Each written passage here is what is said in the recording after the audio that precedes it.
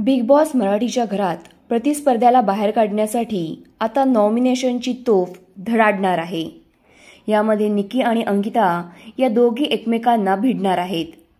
निकीला आधीच अंकिताचा ॲटिट्यूड आवडला नव्हता। आता नॉमिनेशनच्या वेळी या दोघी हाताबाईवर येणार आहेत आणि एकमेकांना धक्काबुक्की करताना दिसत आहेत। निकीने याची सुरुवात करत अंकिताला पुढे जाऊ दिलं नाही। यावेळी अंकितानं निकीला उचलून घेतलं, त्यामुळे निकी चिडली आणि जर तोंड खलबत्त्यात कुटलं नाही तर बघ असं म्हणली। यावर अंकितानं चिडून तिला अजून डिवचलं। यावेळी निकीनं अंकिताला मागे ढकललं आणि रागाने अंकिताने तिला पुन्हा मागे ढकललं। या दोघींच्या लढाईत तुम्हाला अंकिता योग्य वाटते की निकी बरोबर होती असे वाटते हे कमेंटमध्ये सांगा। आणि सोबतच हा एपिसोड पूर्ण बघायचा असल्यास कलर्स मराठीवर रात्री 9 वाजता तुम्ही बिग बॉस मराठी पाहू शकता। सोबतच जिओ सिनेमावर तुम्ही रात्री 9 वाजता बिग बॉस मराठी पाहू शकता।